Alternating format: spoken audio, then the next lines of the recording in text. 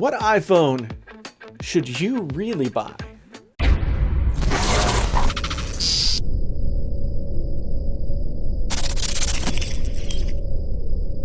Take away all the marketing, take away all the buzz.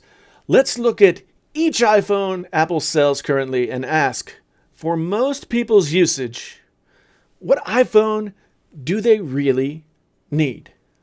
Hey folks, my name's Jason, sometimes known as the JTL. This is Painfully Honest Tech. If this is your first time here, please consider subscribing. Perhaps if this is illuminating to you in any way, you could like the video. Both of those things help me out. Much appreciated. Commercial over. The knee-jerk reaction to the question for many people would be, well, the newest one? Apple does a really good job, as in like nobody's ever done it better, creating an atmosphere where people are encouraged to feel just that way. The newest iPhone is always sexy. It's always sleek. It has a few new features and sound like they're really important. But what about how most people use their phone? I might not be talking to the right audience here. The folks who spend their time on YouTube watching videos about phones are most likely not the people I'm talking about.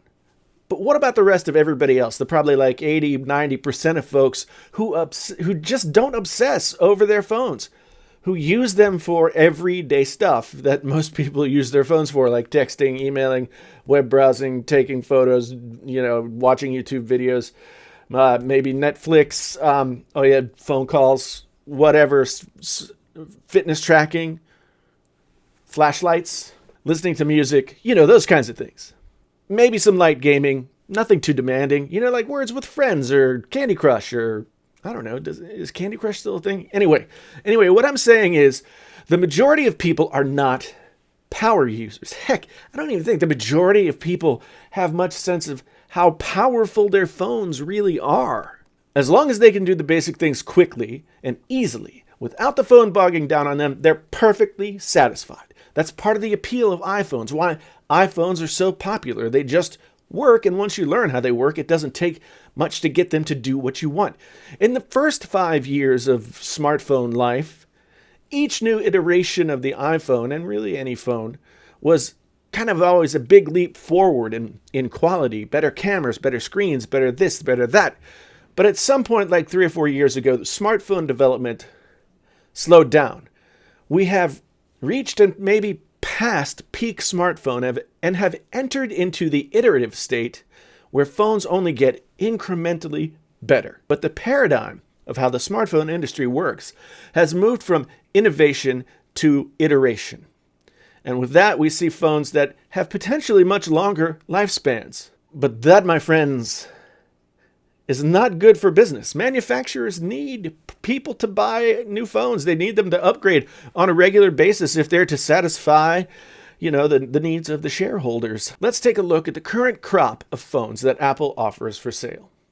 If you ask the average person, they'd probably assume only the latest edition, maybe one generation back, was available. But that's not true. Apple actually offers a surprisingly wide range of iPhones for people to choose from. Here's a list of the phones that are available to buy brand new from Apple as of now. We have the iPhone SE. We have the iPhone 6s and 6s Plus. We have the iPhone 7 and 7 Plus. We have the iPhone 8 and 8 Plus. We have the iPhone 10. That's 5 different iterations of the iPhone. 8 available models in total.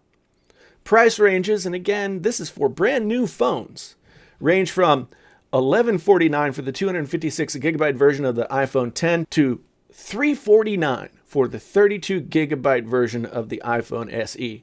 In between, the entire gamut of price ranges is covered, roughly at $100 increments. The 4.7-inch models run $100 cheaper than the Plus models. And until you reach the iPhone 8, they all offer 32 and 120 gigabyte storage options. For the 8 and the X, they've got 64 and 256. Here's the real question. What are the differences between these versions of the iPhone? Which model offers the best performance for the best price? The iPhone SE is the smallest, sporting a 4-inch screen and the classic iPhone 5S design. still considered the best design of the iPhone by many people. The screen's 336 pixels per inch, and has the same pixel density as the 6S. It has the same processor as the 6S and 6S Plus. It has a 12 megapixel camera that will shoot 4K at 30 frames per second. But it's got a, inferior front-facing camera, and the Touch ID is a little bit slower. There's no Force Touch, but there is a headphone jack. The 6S and the 6S Plus have everything in common with the SE, but a 5 megapixel front-facing camera. They mirror the size and the shape of the 6 from the year before, with 4.7 inches and 5.5 inches on the display. The Plus models have 401 pixels per inch. The A9 chip, Touch ID, the introduction of Force Touch, no waterproofing. These are also the last models to have a headphone jack.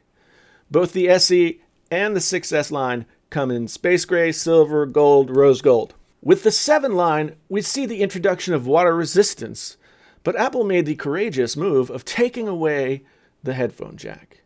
The cameras are slightly improved, with the 7 Plus adding dual cameras and a portrait mode. The apertures of the cameras are better.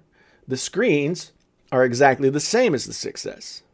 The front-facing camera bumps up to 7 megapixels. They ditch space gray and introduce matte black and jet black to the available colors. The internal chip is upgraded to the A10 Fusion chip, which, whatever. Now we come to the 8 and the 10.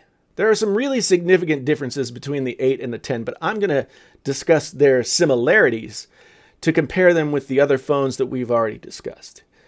And from that perspective, they are not all that different. The 8 and the 8 Plus are iterative. They add a glass back and wireless charging. Their available capacities jump to 64 and 256 gigabytes. They had the A11 Bionic chip. And the 8 and 8 Plus have the same screen as the 6S and the 7 with the addition of Apple's True Tone technology. The cameras are basically the same as the 7 series with the addition of portrait lighting in their portrait mode, which is still in beta as I make this video. The 8 can record 4K in 24, 30, and 60 frames per second. That is a significant change, but there's also a 64 gigabyte version that's kind of a hard sell if you're going to record in 4K 60 frames per second. They offer space gray, silver, gold. So RIP rose gold, I guess. I don't know. The iPhone X is an entirely different beast from those comparisons on out. The iPhone X is the iPhone of the future, and the differences between it and the other 4 models aren't really relevant to this discussion. All of these phones run exactly the same operating system. And even the oldest of the bunch, the SE and the 6S, are going to be good for probably the next 2 OS cycles. So none of these phones will be obsolete within the next 2 to 3 years. There are slight differences between what each phone can do, depending on whether there's Force Touch or, any of that kind of stuff. But for the most part, exactly the same.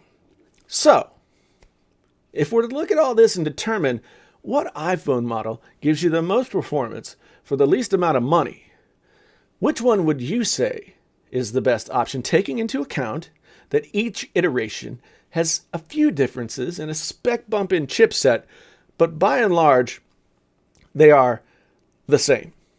To some people, water resistance is a big deal, so the 7 series is where you go. Some people, it might not matter as much. Some of you might really still value that headphone jack, and so that leaves the SE and the 6S line. There will be small differences between what is important to some buyers, but for the average iPhone buyer, the one who uses the iPhone for basic phone-type functions, as I mentioned, which of these phones offers you the best value? The average consumer, as it were. The best bang for the buck. I know some of you are out there saying that the older models have to be much slower, so they can't be as good or even close to the new models. But you'd be wrong.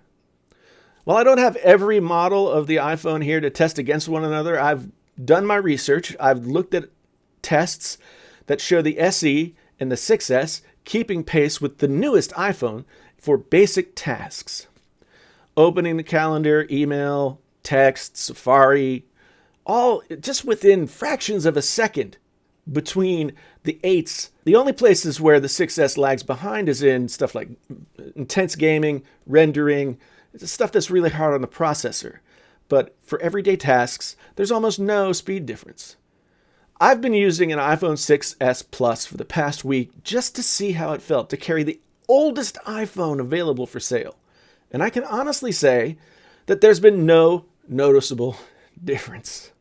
All those basic tasks that I use it for every day have functioned just as well as they have on other phones. I'll link a couple of the speed tests that I watched down below so you can see for yourself. But I'm here to tell you that probably 80-90% of all phone users would be happy with the 6S or the 6S Plus or even the SE. They're all perfectly viable options for satisfactory, really good everyday use that will last for the next couple of years. And from a value standpoint, it's really hard to argue for those newer models unless one of those added features is the deal breaker for you. So for that 90%, the iPhones with the A9 chip are by far the best option. Talk about price.